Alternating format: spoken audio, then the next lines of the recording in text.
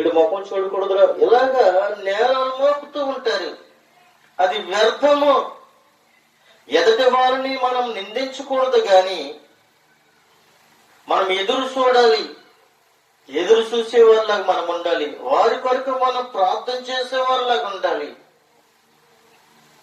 చెట్టును నాటడము కాదు, గాని వాళ్ళకి ఏం చేయాలి అంటే చెట్టులను బాగు చేయాలి, నేలను బాగు చేయాలి, చుట్టూరు పల్లెలు చేయాలి, నీరు పెట్టాలి. అభివృద్ధి చేసినప్పుడే ఆ చెట్టు ఫలిస్తుంది. ఏమీ చేయకుండా ఆ విత్తనం వేసి ఆ మొక్క వేసి ఏమీ చేయకుండా దాన్ని గాల్లో విడిచిపెట్టేస్తే అది ఎలా ఫలిస్తుంది? చెట్టు వేసినప్పుడు దానికి నీరు పెట్టాలి. చెట్టు వేసినప్పుడు చుట్టూరు త్రవ్వాలి. చెట్టు వేసినప్పుడు చుట్టూరు ఎరువేయాలి. అలాగే ఈ లోకంలో ఫలిస్తున్న ప్రతి చెట్టుకు నువ్వు ఎలాగైతే అభివృద్ధి చేస్తూ ఉన్నావో, అలాగే దేవుడు నిన్ను నన్ను కని పెంచి ప్రోక్షించి అభివృద్ధి చేసిన మనుష్యుడిని కూడా అతనికి వాక్యం చెప్పాలి. అతను విశ్వసించుకునేలాగా మనం చెప్పాలి. అతను నమ్మేలాగా మనం చెప్పాలి. మనం పొందుకునే రక్షణ అతను కూడా పొందుకోవాలి. దేవుని యొక్క ప్రేమను మనం చూపించాలి. దేవుని యొక్క ప్రేమ తత్వత్వాన్ని మనము అతనికి కనుపరచాలి. క్రీస్తు ప్రేమని మనలో నుంచి అతనికి మనం చూపించినప్పుడే అతను కూడా ఏం చేస్తాడు అంటే ఫలిస్తాడు. ప్రేమని చెప్పడం వలనే విశ్వాసం కలుగుతుంది, కానీ చెప్పకుండా అతనికి విశ్వాసం ఎలా కలుగుతూ ఉంది? ఏదైనా ఒక వ్యక్తికి అతను సమాజంలోకి వెళ్ళిపోతూ ఉన్నప్పుడు అతను చెప్పే రీతిలో మనం చెప్పినట్లయితే అతను ఏమవుతాడు అని అంటే రక్షింపబడతాడు. ఆ చెట్టును కూడా అభివృద్ధి చేసే రీతిలో అభివృద్ధి చేస్తే అది ఫలాలు ఫలిస్తుంది, గాని పాతేసి విడిచిపెట్టేస్తే అది ఫలించదు. ప్రియమైన బిడ్డలారా, అలాగే ప్రభువైన యేసుక్రీస్తు ఆయన పరలోకం నుండి భూలోకానికి మనల్ని ఈ లోకానికి పంపించాడు. పంపించి మనల్ని అక్కడితోటే విడిచిపెట్టేలేదు, కానీ మనం ఎలా ఫలించాలి, ఎలా నడుచుకోవాలి, ఏ విధంగా నడుచుకోవాలి, ఏ విధంగా మాట్లాడాలి, ఎక్కడ కూర్చోవాలి, ఎక్కడ లేవాలి అనేది మనకి ఒక దైవజనుల ద్వారాగా, ఒక సువార్తులకు ద్వారాగా, ఒక సేవకుల ద్వారాగా ఆయన మనకి తెలియపరుస్తూ ఉన్నాడు. అక్కడికి కూడా నేను వినకపోతే నాకు ఏది ఎక్కర్లొద్దు, నేనే అని అనుకుంటే అక్కడితోటి ఆ గొడ్డలి ఆ చెట్టున నరకబడుతుంది.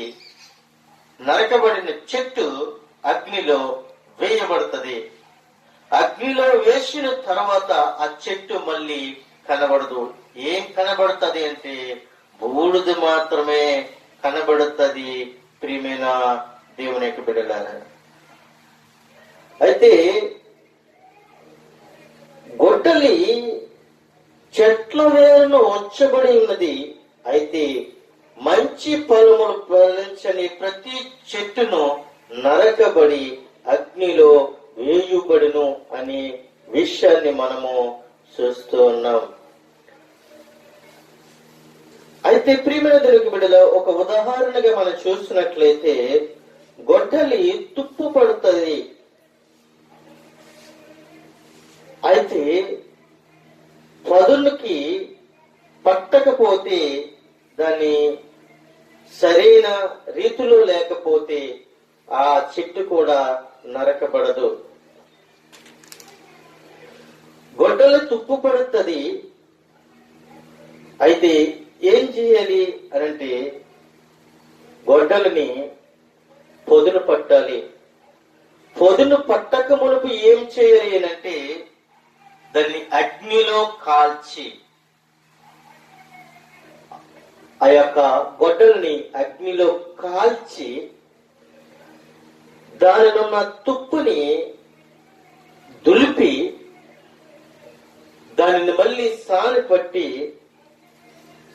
దాన్ని పొదులు పట్టి దాన్ని ప్రతిరోజు కూడా వాడకపోతే మళ్ళీ తుప్పు పట్టేస్తుంది. పక్కన పడేసిన గొడ్డలి తుప్పు పడుతుంది, దానికి పదును లేకపోతే విలువ లేదు. తుప్పు పట్టిన గొడ్డలని అగ్నిలో కాల్చి పదును పట్టి దాన్ని ప్రతిరోజు కూడా వాడుతూ ఉంటే అది మెరిపొస్తుంది. అలాగే ప్రతిరోజు కూడా ప్రియమైన దేవునికి బిడ్డలారా, నువ్వేం కలిగి ఉండాలి అని అంటే ప్రతిరోజు నీవు ప్రార్థన కలిగి ఉండాలి. ప్రతిరోజు కూడా ప్రార్థన కలిగి ఉండాలి. ప్రతిరోజు కూడా వాక్యం చదవాలి. ప్రతిరోజు ప్రార్థన చేయాలి. ప్రతిరోజు వాక్యము చదవాలి. అప్పుడు నీ జీవితంలో మారిపోయిన నీ జీవితాన్ని దేవుడు మళ్ళీ ఏం చేస్తాడు అంటే చిగిరింపజేస్తాడని ఇక్కడ లేఖనాల్లో తెలియపరుస్తూ ఉన్నాడు. అయితే ప్రియమైన దేవుని యొక్క బిడ్డలారా, మరి ఒక విషయాన్ని మనం జ్ఞాపకం చేసుకున్నట్లయితే, గొడ్డలు దేనిని వాడగలము అనంటే పుల్లలను నరకడానికి, అలాగే మ్రానులను నరకడానికి, అలాగే చెట్లు నరకడానికి ఉపయోగిస్తాం. కానీ ఇక్కడ మనం చూసినట్లయితే ఫ్యాక్షనిస్టులు దేనిని ఉపయోగిస్తారంటే గొడ్డలని జంతువులను నరకడానికి, మనుషులను వధించడానికి అనేకమైన విధులుగా వాడటానికి ఇవి వాడుతూ ఉంటారు. అది దేవునికి విరుద్ధమని ప్రభువు మనకి చదివిస్తూ ఉన్నాడు. అది మంచిది కాదు. ఆ గొడ్డలి జీవాలకి ఉపయోగించటము కాదు, గాని చెట్లకి ఉపయోగిస్తే చాలా మంచిది అని ఇక్కడ మనకి తెలియపరుస్తూ ఉన్నాడు. అయితే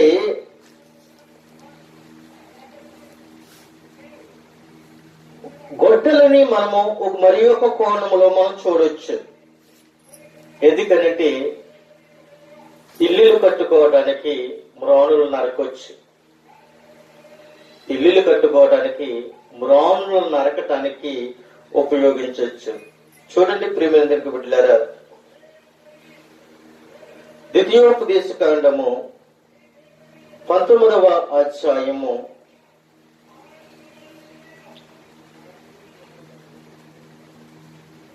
'మరి చూసినట్లయితే ఆయన కొన్ని మాటలు మనకి తెలియపరుస్తూ ఉన్నాడు. ఈ దేవుడైన యెహోవా ఎవరి దేశమును నీకు ఇచ్చిస్తున్నాడో ఆ జనులను నీ దేవుడైన యెహోవా నాశనము చేసిన తరువాత నీవు వారి దేశమును మరి స్వాధీనపరచుకొని వారి పట్టణములోని వారి ఇండ్లలోను నివసించినప్పుడు నీవు స్వాధీనపరచుకున్నట్లు నీ దేవుడైన యెహోవా నీకు ఇచ్చిస్తున్న దేశములో 3 పురములను ఏర్పరచబడెను. ప్రతి నరహంతకుడును పారిపోనట్లు నీవు త్రోవను ఏర్పరచుకుని నీవు స్వాధీనపరచుకున్నట్లు నీ దేవుడైన యెహోవా నీకిచ్చుచున్న దేశము యొక్క సరిహద్దులుగా ఉన్న పురములను 3 భాగములుగా చేయవలెను. పారిపోయి బ్రతుకు గల నరహంతకుని గూర్చి పద్ధతి ఏమనగా, ఒకడు అంతకు ముందు తన పొరుగు వారిని యందు పగబట్టి పొరబాటున వానిని చంపిన ఎడల, అనగా అతడు చెట్లు నరుకుటకు తన పొరుగు వానితో అడవికి పోయి చెట్ల నరుకుటకు తన చేతులతో గొడ్డలి దెబ్బ వేయినప్పుడు గొడ్డలి పిడి ఊడి వాని పొరుగు వానిని తగిలి వాడి చనిపోయిన ఎడల, వాడు అంతకు ముందు తన పొరుగు వాని యందు పగబట్టలేదు గనుక వానికి మరణదండన విధి లేదు. అయితే